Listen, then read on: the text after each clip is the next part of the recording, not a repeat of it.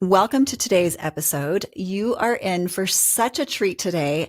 I have been so pumped for this show. I have been fangirling today's guest on social media for a while now. Dr. Jenn Simmons is joining us today, and Dr. Jenn is an integrative oncologist. She's an author and podcast host, and Dr. Jenn became Philadelphia's first fellowship-trained breast surgeon, and she spent 17 years leading the field. She created Real Health MD in 2019, which is a practice dedicated to holistic healing for breast cancer. And I asked Dr. Jenn to come onto the show today to give us the straight truth about perimenopause, hormones, hormone replacement therapy, and whether or not that puts us at risk for breast cancer. And I think this episode is so important for everyone to hear. Some of you might be like right now going, I don't know if this really applies to me, but honestly, I think it applies to everyone. If you're a woman, this 100% applies to you, because whether or not you're in that hormone chaos that is perimenopause or not, someday you will be. And even if you don't have a vagina, if you're in a relationship with someone who does, this applies to you because it affects you, and you want to understand how your body, your partner's body is changing so you can be able to support them. So I hope husbands are paying close attention. You know, I shared last week that I'm almost 52 and I'm on the cusp of menopause. And back early in my life, nobody talked about this stuff. To me, I just saw women get to a certain age and they just got old. But then I started noticing these other women who stayed young. They maintained their vibrancy and their sexual desire. They had a kickin' sex life all the way into their 80s and beyond. And I wanted to know their secret. So welcome, Dr. Jenn Simmons, to the show. I'm going to just pop right in with a question because I am so curious about your story. And I'm dying to know, like, how did you go from breast cancer surgeon to functional medicine doctor and starting Real Health MD? How did you get there? What happened to you? Tell me a little bit more about your story. Yeah, it seems crazy as I look back at it now. But then, the only thing that is for certain is change. And if we're not changing, we're not growing. And if we're not growing, we're not learning. And if you're not embarrassed by something that you did 6 months ago, you're not committed to growth, because we should all be learning all the time. Now, being a breast cancer doctor was a very natural, organic progression. Not that there was medicine in my family or doctors in my family, but there was plenty of breast cancer in my family. And when I was a child, I had a first cousin who was a very famous singer-songwriter in the 1970s and 1980s. She wrote all the music for the Spinners and the Stylistics. You're a little young to know who they are. She was the queen of Motown sound in Philadelphia. She was beautiful, brilliant, larger than life, lit up any room that she walked into. She wrote 54 hits, and her most famous song was The Greatest Love of All. So she wrote that song in 1977 as the title track to the movie The Greatest, starring Muhammad Ali. But it really received its acclaim in March of 1986 when Whitney Houston would release that song to the world. And at that time, it would spend 14 weeks at the top of the charts. Only my cousin Linda would never know, because she died of metastatic breast cancer just 1 month after Whitney released that song. I was 16 when my hero died. Still can't tell the story without tears coming to my eyes. And the only thing I knew was that I never wanted another woman, another family, another community to have to watch what I watched and suffer the way that my family suffered. And so I, at the age of 16, decided that I was going to become a breast cancer doctor. And for me at the time, that only meant one thing. It meant becoming a doctor. And so I went to medical school, and in medical school decided that I was going to be a surgeon. And while becoming a surgeon, I dedicated myself to breast surgery and ended up being the first fellowship trained breast surgeon in Philadelphia. And I did that really well and for a really long time. And I did it long enough for my aunt to be diagnosed and my mother to be diagnosed. And the writing was on the walls. I mean, for me, I didn't think if I would get breast cancer. I thought, when will I get breast cancer? And my aunt, who I am most genetically alike, about 10 years before her breast cancer diagnosis, she was diagnosed with Graves' disease. And so here I am at the top of my game, and I have a lot of balls in the air, and I'm burning my candle at both ends, thinking that I'm Superwoman and that I'm invincible. And in the matter of days, I go from being one of the most high functioning people you could ever imagine to I can't walk across the room because I don't have the breath in my body to do it. And I undergo a 3-day intensive workup, and there I am sitting in the office of my friend and colleague and physician. And he diagnoses me with Graves' disease and tells me that I need surgery and radiation and chemotherapy, and I'm going to be on lifelong hormone replacement. And in that moment, despite the fact that I am a renowned cancer surgeon running the cancer program for my hospital, well aware of what the standard of care is, in that moment, all I could think of was, there has to be another way. And I knew that these were things that I told people to do all day, every day, without hesitation or reservation.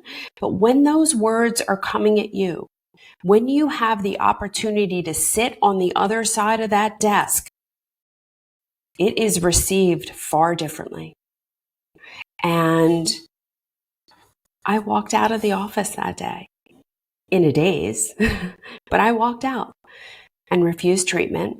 And my friend told me that I was going to die if I didn't have treatment, just like I told thousands of women before that if they didn't treat their breast cancer, they would die of their breast cancer. But I don't know what to call it. God, universe, something higher told me that there was more, that there was another way. And I went on a journey to figure it out. This was a very selfish journey. Don't get me wrong. As committed as I was to women with breast cancer, and as sure as I was that that would be my eventuality, at this moment in time, at that juncture, I was trying to figure out how I could heal to get back to my job, right? To get back to the status quo, to get back to normal. Because I thought that was normal. I thought feeling exhausted was normal because I just did a lot of things, right? And we are constantly told in this system, we are normalized. So many things are normalized because the current system doesn't know how to solve these problems. So I figure that I need to learn more about nutrition and nourishment, and I enter a certificate program called IIN, the Institute for Integrative Nutrition. I enter it very begrudgingly because here I am, like a doctor for 20 years and a little bit of a snooty booty, and what could they possibly have to teach me? And I'm sitting in this lecture hall, and a man walks on stage and introduces himself as a functional medicine physician. I'm like, yeah, there's no such thing as a functional medicine physician. What is this quack talking about? And then I remember that I'm sick and I'm there for a reason. Check my ego at the door, open up my ears, and start to listen. And thank God I did. Because this man was Mark Hyman. And this man was going to telescope what the rest of my life was going to look like. And not only was he going to teach me how to heal myself, but he was going to teach me how to then go on and heal the world, heal millions of women. And that was it. I enrolled in the Institute for Functional Medicine. I spent the next 3 years just engrossed in the study of functional medicine, came out on the other side, left my surgical job, opened up Real Health MD, and started to help women with a breast cancer diagnosis to truly heal. Because as a cancer doctor, yes, was I cutting out tumors? Yeah. Was I delaying disease progression? Yeah. Was I inevitably changing what was happening to these women? No. I wasn't making them healthier. I wasn't making them healthier at all. And so the entire focus on the tumor is a focus on the symptom. And that's where we get it wrong in so many aspects of medicine, is that we're focused on the symptom instead of thinking about why is that symptom there? So instead of thinking about, and this is where we're getting the menopause thing wrong too, because we're thinking about the symptoms and we're getting lost in the symptoms. And instead of thinking about what's causing the symptoms and dealing with that, instead we're playing this never-ending game of whack-a-mole that doesn't work, right? You have palpitations, okay, we'll give you an antiarrhythmic. You have depression, we'll give you an SSRI. You have anxiety, we'll give you some benzodiazepines. You have aches and pains, we'll take some NSAIDs. Yeah, and on and on and on it goes, right? And women are overprescribed, overdrugged, and underserved. Yes, exactly. That's exactly my story. I was 44 when I started having these crazy heart palpitations that made no sense, and I was blacking out. I couldn't function. I ended up with a cardiologist who prescribed medication that didn't work, and the only solution he offered me was an ablation. Yeah. And we're spending millions and millions and millions of dollars every single year, healthcare dollars every single year on workups for palpitations that are solved by hormone replacement. Yeah. Yeah. There's got to be a better way. There's got to be a better way. There is a better way. So let's dive into hormones and then let's circle back around to breast health. But to start with, tell us about perimenopause. Tell us about the symptoms. Tell us what's going on. But let's first talk about all those symptoms, because people don't know to associate these symptoms with menopause, because we're just not talking about it enough. The first one is palpitations, right? People get palpitations and go to their cardiologist. But if they are perimenopausal, the reason for the palpitations is because of a lack of estrogen. What we have to understand is we have estrogen receptors everywhere in the body. They're in our brain, they're in our eyes, they're in our skin, they're in our muscles, our joints, they're in our bones, they're in our breasts, they're in our gut, they're in our urinary tract, they're in our gynecological tract. They are everywhere. So when you lose estrogen and those estrogen receptors sit unoccupied or occupied by something that's toxic, you're going to have symptoms.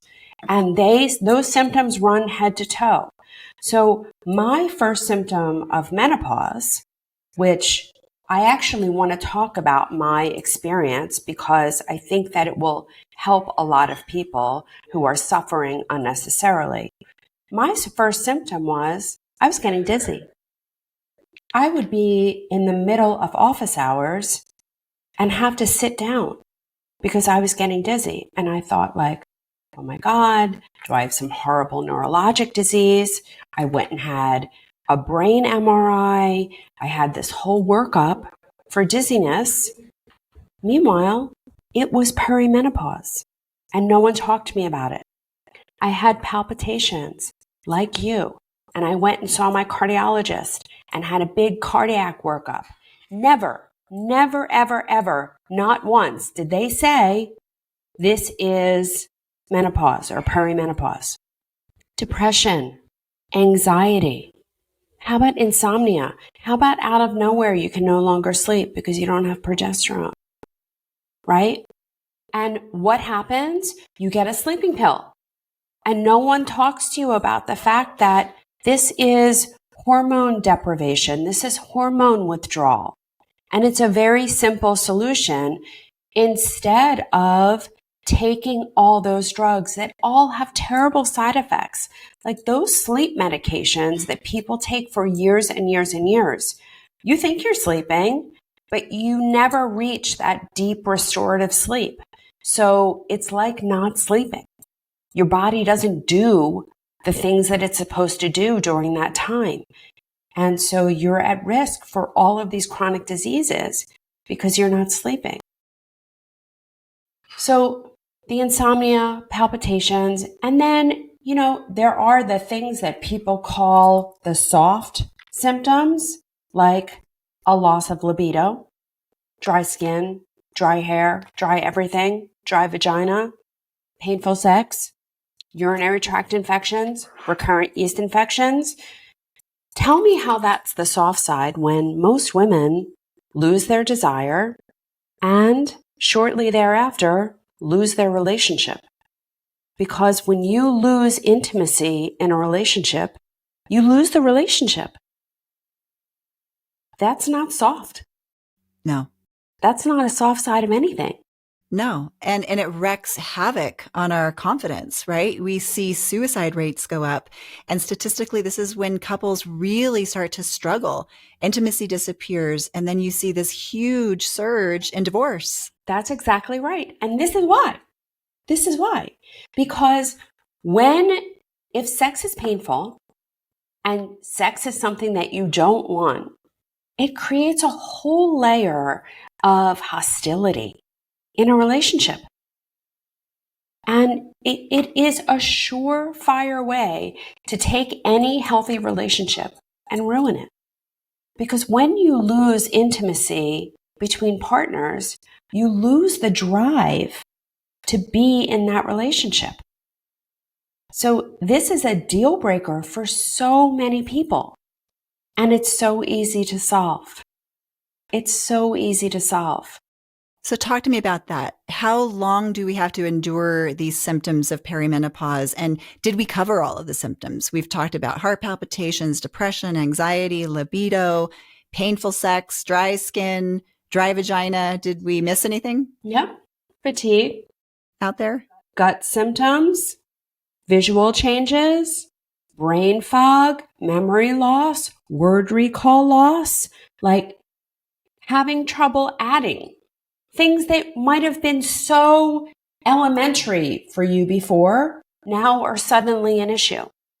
And this is all part of the process. The process is usually a 10-year process, and everyone's a little different on exactly how long that process takes. But these changes start way before your period stops. And you can somewhat predict if you look at when your mother stopped menstruating and come back about 10 years. But then there are other things that are going to influence it as well. Late pregnancies may change that cycle. It very much depends on your health, somewhat on your genetics. But just know that these are conversations that we need to be having with women in their 30s. We should not be waiting until a woman is 48 years old to start talking about this. Because the average age of menopause in this country is 52 years old, which means that there are going to be some women who are done menstruating in their early 40s, and their perimenopause is in their 30s. So we need to be having these conversations loud and proud. And what we need to do is remove the stigma of hormone replacement. The stigma that was put in place with the Women's Health Initiative in 2002 and 2003, we need to shake that off because it was nonsense. It was mostly orchestrated for the purposes of replacing hormone replacement, which was very inexpensive, with SSRIs, with cholesterol lowering medications, with lipid blockers, with bisphosphonates for bones, with a whole, they were hoping to replace one drug with 7, right? And so there was a lot of support out there to do that. Yeah. For me, getting my hormones balanced has been such a game changer. My libido back with fire, my hair, my skin aren't so dry, my vagina works, sex feels better. I get restorative sleep. I track that. I have more energy. I can think better. My confidence is better. Yes. But I want to be careful with the balancing your hormones, because while there are things that you can do while your ovaries are still working to improve your hormonal balance, once your ovaries stop working, there's no balancing of the hormones because they're not there. They're not there. So there's no diet that's going to bring it back. There's no food that's going to bring it back. There's no movement that's going to bring it back. There's no good night's sleep that's going to bring it back. Those things are all really important, and I don't dismiss them at all. However, they're not going to balance your hormones. There's no amount of good lifestyle habits that are going to balance your hormones once your ovaries aren't working. Once your ovaries aren't working, you need to replace. Yes. Oh, I'm so glad you brought that up because I learned that the hard way also because I was so afraid of HRT and the supposed connection to breast cancer that I went down that road. And I tried all sorts of natural things first. I tried ashwagandha. I tried black cohosh and maca root. And, it was interesting about that. And I don't know why, but it seemed like some of those things like maca root actually made my heart palpitations worse. I don't know. Maybe that was a coincidence. And listen, I love phytoestrogens. I'm a big believer in eating flax and those kinds of things. And they can help supplement in the perimenopausal phase, but they're not a replacement. They're not a replacement, and they should not be confused with a replacement. And I want to share my personal story because I clearly come from a breast cancer family. And I went through the majority of my career. I finished my training in 2003. So you can imagine what the dogma was when I finished my training.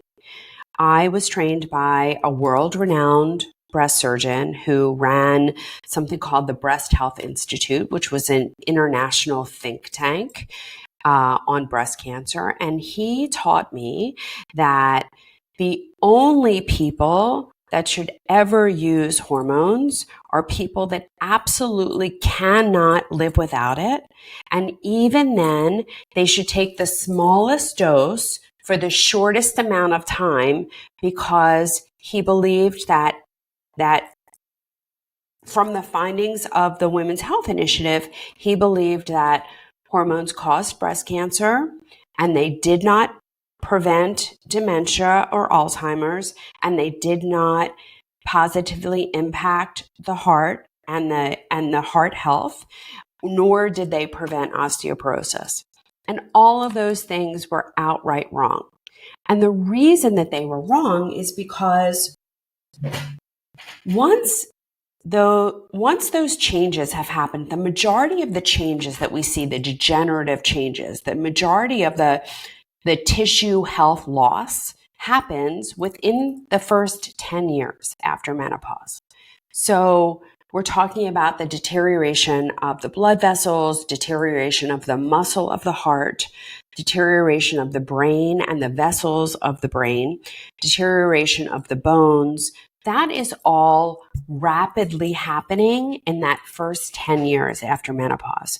So if you wait and don't start hormone replacement until you're in your 60s or until you're 10 years out from menopause, you are not going to get the benefits. And the average age of the Women's Health Initiative study was 63 years old.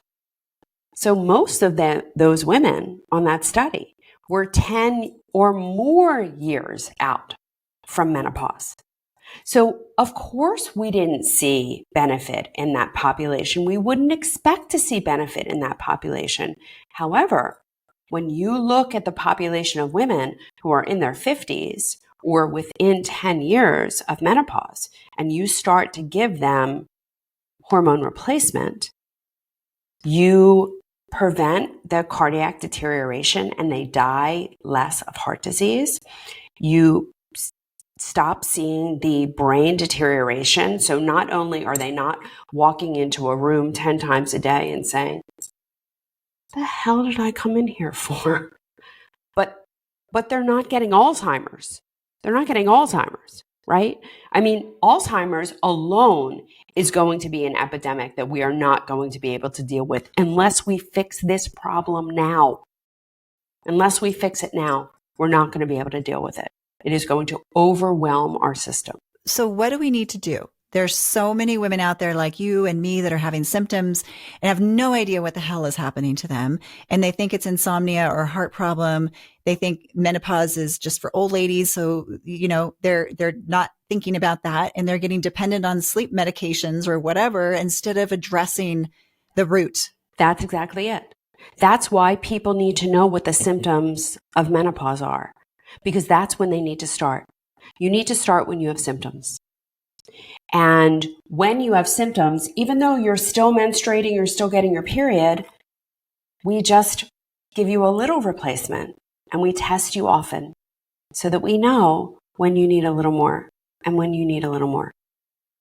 And when you do that, you gently go into that phase of your life. And you don't have to white knuckle your way through. I mean, Anna Cabeca famously says that menopause is mandatory, but suffering is optional. And this is what we need to impart on everyone, that you don't have to suffer. Because we can replace estrogen, we can replace progesterone. Testosterone, technically, we continue to make testosterone even after menopause. However, some women do need testosterone. And it's a matter of, we're not going to guess, we're going to test. You need to work with a literate physician. Most OBGYNs are not literate in this area. Most OBGYNs, the issue is that people think of them as hormone experts because they take care of women. But the truth is that the vast majority of their training is to be a surgeon, because they need to come out afterwards and take care of women and do surgical procedures. So yes, they deliver babies, but they need to know how to do a C-section. They need to know how to do a hysterectomy. They need to know how to remove the ovaries. If there's an ovarian problem, they need to learn how to take care of that. So most of their training is on delivering babies and becoming surgeons. And they get very little training in the area of hormone literacy. And most of them are hormone illiterate. They're taught to prescribe birth control pills before menopause, and they were trained to not prescribe hormone replacement after menopause. Right. So how do we find a hormone literate physician to help us with all of these? I think that there are more and more GYNs that are becoming integrative. And I think of like Heather Hirsch, who is now in a group that operates in 25 states. So, and she is helping women with menopausal health and hormonal health. I think about Mary Claire Haver, and she is assembling a list of hormone-literate menopause experts. So I think of Felice Gersh in California. I mean, there is a whole movement of gynecologists who have become hormone literate, who are sharing their information, widely sharing their information. And I think things are changing. Are they changing as quickly as I would like them to? No. Right?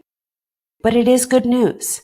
And the more we talk about this, the more we put it out in the open, the more symptoms that people need to look for as they go through those stages of life, right? As you enter in your 30s, if you suddenly have gut problems out of nowhere, yes, it could be the gut, but it could be that you're starting to be perimenopausal. So just actively thinking about that. If you have recurrent urinary tract infections, if you have recurrent yeast infections, if the quality of your skin and your hair is changing, if your libido is changing. We talked about palpitations, we talked about insomnia, fatigue, depression, anxiety, brain fog, and any of these changes are what we expect to see in perimenopause. And we need to start thinking about it that way. In medical school, we're taught to think like if you hear hooves, you think of horses, not zebras. Like zebras are the exception. We need to start thinking about these symptoms as the horses. The zebras are the other things. And women should not be getting these big, huge cardiac workups when they're perimenopausal, because we know that that's an estrogen withdrawal issue. So, beta blockers they're not going to help these women. And the only thing that's going to help them is hormone replacement. So are there any contraindications to hormone replacement? Are there some women who are out there that shouldn't get it, that shouldn't get HRT? Yeah. So there are some things that we all need to be careful of. When we talk about the contraindications to hormone replacement, one of them was that birth control pills or hormone replacement makes you hypercoagulable, meaning more prone to blood clots. And so if you've ever had a blood clot in the past, or you have a risk factor that way, then you're not a candidate for hormone replacement. Not exactly true. Oral estrogen does make you hypercoagulable, but topical estrogen does not. And so I actually don't advocate for oral estrogen, because as it goes through that first pass metabolism in the liver, that's when we get these issues. And so if you use a topical estrogen, and you can either use a patch or you can use a cream, these bypass that first pass metabolism in the liver. They get absorbed directly into the bloodstream, and we don't have hypercoagulable issues with that. So what are your thoughts on pellets? Yeah, so I'm not a fan of pellets because you can't control the dosing. And while it is convenient, certainly more convenient than having to put on these creams every day, I'm not a fan. Now, progesterone is a different story. Progesterone, you can actually take that orally and you don't have the coagulation issues. And all of these formulations are available very inexpensively from any pharmacy and in the bioidentical form. So we're talking about, with progesterone, micronized progesterone, and it's just in capsules. And for estrogen, we're talking about topical estradiol. But the one thing that I will mention is that yes, it's an individual decision as to whether or not you want to undergo hormone replacement. I recommend it. I recommend it for nearly everyone. The only people that I don't put on active hormone replacement are people that I am actively working on their breast cancer right now. Once they're free of disease, I do put them on hormone replacement, but I don't do it while we're actively working on their cancer because we have bigger fish to fry at that point in time. And we'll get to the rest. And I tell all of them, we're going to get there. We're going to get there. Just not right now. Right now, we need to figure out your why and get rid of that.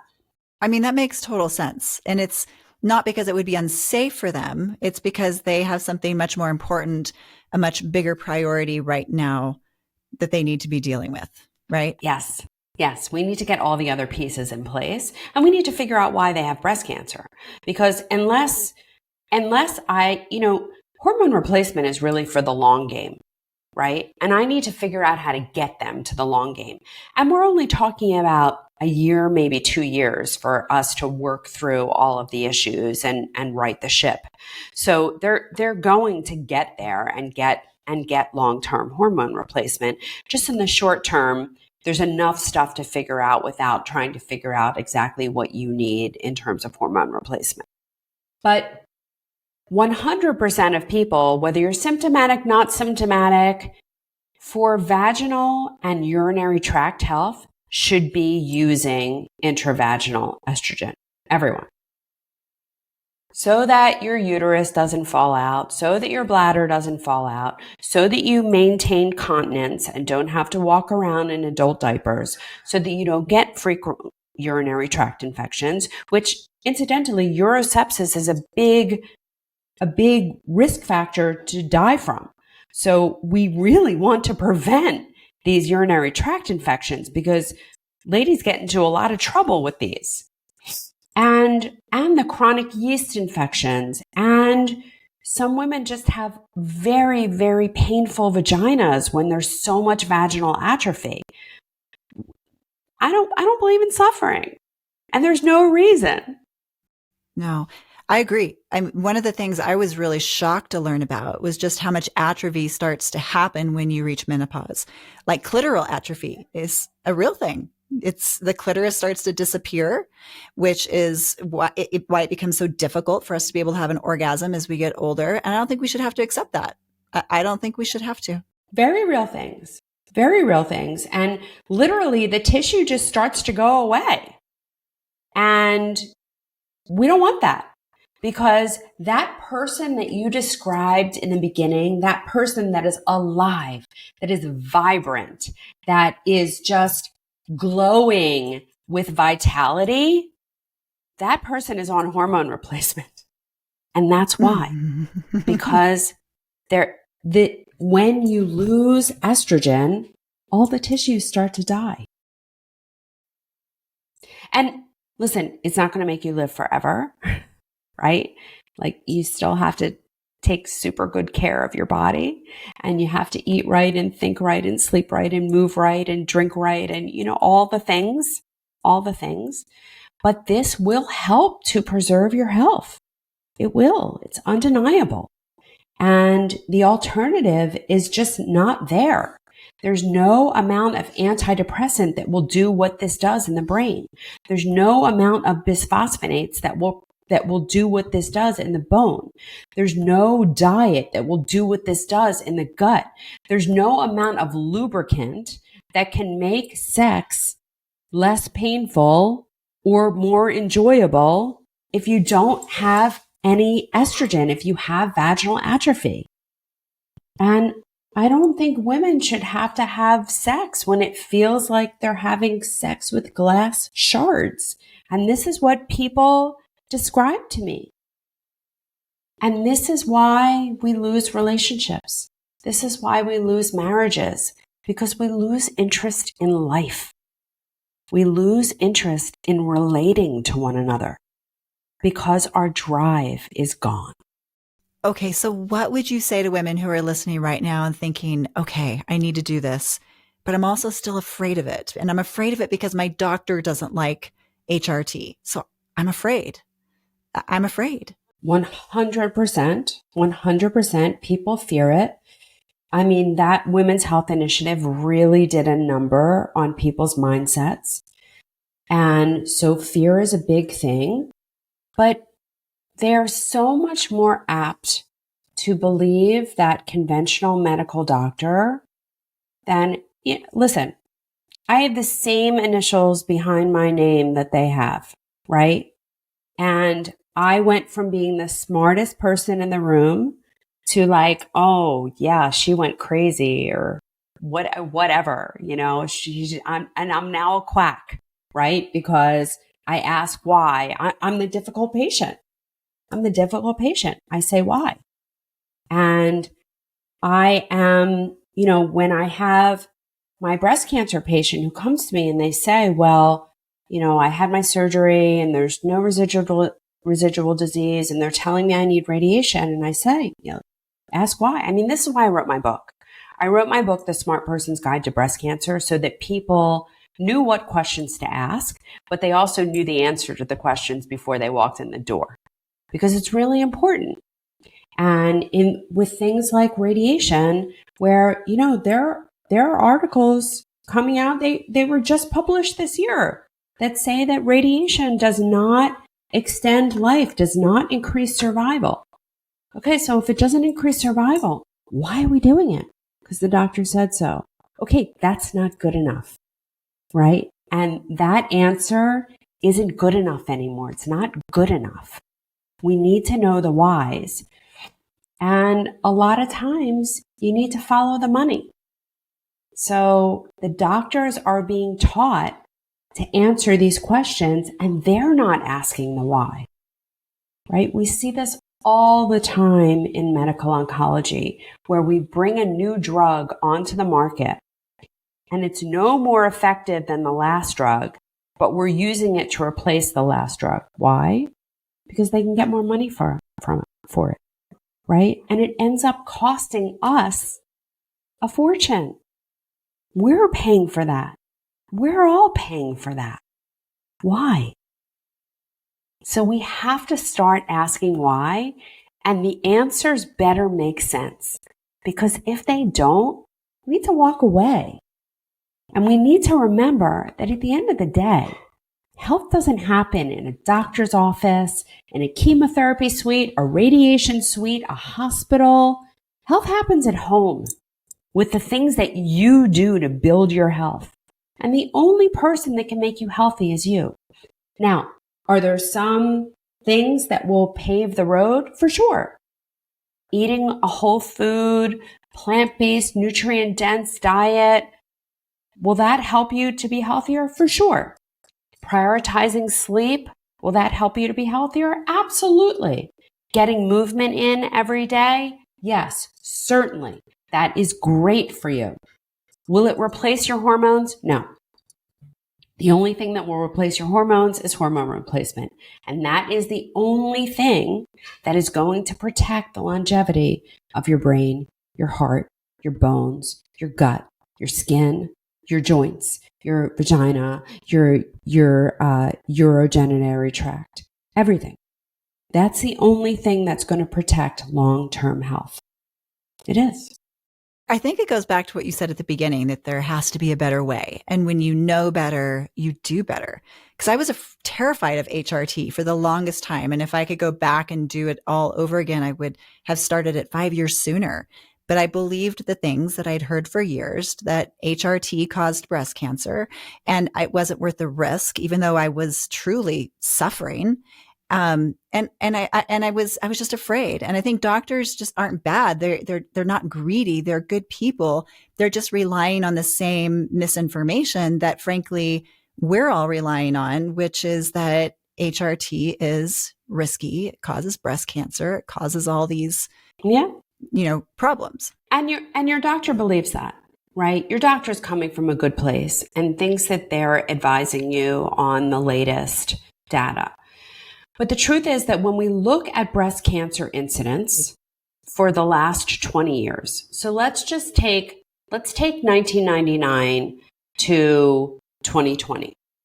The Women's Health Initiative came out 2002, 2003, and overnight, millions of women stopped using hormone replacement overnight, and doctors stopped prescribing. So now we have 2 decades of women who are either not on hormone replacement or they were on hormone replacement and stopped. What's happened to breast cancer incidence? It has not gone down. Probably gone up. That's exactly right. It only continues to rise. Only continues to rise. And it especially started to rise in 2012 when we introduced 3D mammogram onto the scene. So we went from giving women a little bit of radiation every year to giving them between 2 to 3 times the amount of radiation every year. And we have the breast cancers to prove it. So hormone replacement was not the issue, still not the issue. Every single study shows that hormone replacement is not the issue, with the exception of one study, the IMPACT trial, which was a Swedish trial that they halted early. But as it turns out, when they halted early for non-statistical significance, just like the Women's Health Initiative, when they followed them out over 10 years, they figured out that those women that took hormone replacement also didn't have an increased risk of breast cancer. And it just happened to be that the groups that they selected, they didn't screen them for breast cancer first.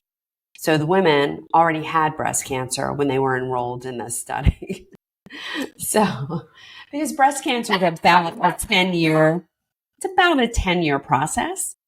And so if you see it in a year or two into your study, if you see an increased incidence a year or two into your study, you have to think about what else is going on there. So there's no data to support that hormones cause breast cancer. And people who are on hormone replacement should not worry. People who are considering hormone replacement should consider hormone replacement. I recommend you start thinking about it when your symptoms start, not after you're done, not after it's been a year since your last period, but when your symptoms start. I recommend bioidentical. I recommend transdermal estrogen. So estrogen either as a cream or a patch. I recommend oral micronized progesterone. And if you're going to do testosterone because you have demonstrated that you have a testosterone deficiency, and all of this should be confirmed by labs, and it should be tested and retested until you're at a steady state. And if you're going to do testosterone, topical testosterone, but I do think people get into trouble with pellets because they get overdosed, and overdosing can be a problem. I also think all the other things are important. The diet's important, movement's important, sleep's important, detoxification is important. The lifestyle piece is important for sure. Stress management is important for sure. All of that. It goes hand in hand. These are habits that build on one another, and we want to put them together. We want to put all of our healthy habits together to ensure that we live for a very long time and die young. Because dying old sucks. That seems like a perfect place to wrap up today. I know people are going to want to follow you as I do, probably want to get into your Facebook group as I am, probably going to want to read your book, probably going to want to reach out to you for breast health concerns. So tell us all the ways that we can connect with you on social, YouTube, website, all the things, all those things. Let us know how we can get in touch with you. Yeah. There are so many ways. So on all my social media, I'm Dr. Jenn Simmons, and my Jen has 2 N's. So you can find me on Instagram and Facebook and LinkedIn and, all the places. I have a YouTube channel, also Dr. Jenn Simmons. And then my website for anyone who is really looking for more help in a breast cancer journey is realhealthmd.com. And you can fill in an application to work with me. And then I have a podcast that we broadcast every Monday. It's called Keeping Abreast with Dr. Jenn. We also have a Facebook group. If you have questions that you can post in the Facebook group, Keeping Abreast with Dr. Jenn. And my book is out, The Smart Woman's Guide to Breast Cancer. It's the perfect gift to give to the woman in your life that you love. Congratulations on that, on your book. What a great accomplishment. Yeah, thank you. Thank you. For sure. And, male menopause is real too. And men need to monitor their testosterone levels and replace too, because that is also contributing to heart disease, to dementia, to diseases that we don't associate with hormonal health, but are very much a result of a lack of hormonal health. Dr. Jenn, thank you so much. This has been so informative. I really appreciate it. My pleasure. Thank you. Thank you for having me. It's been an honor and a privilege to chat with you today. I admire you tremendously. You are changing so many millions of lives, really. So thank you.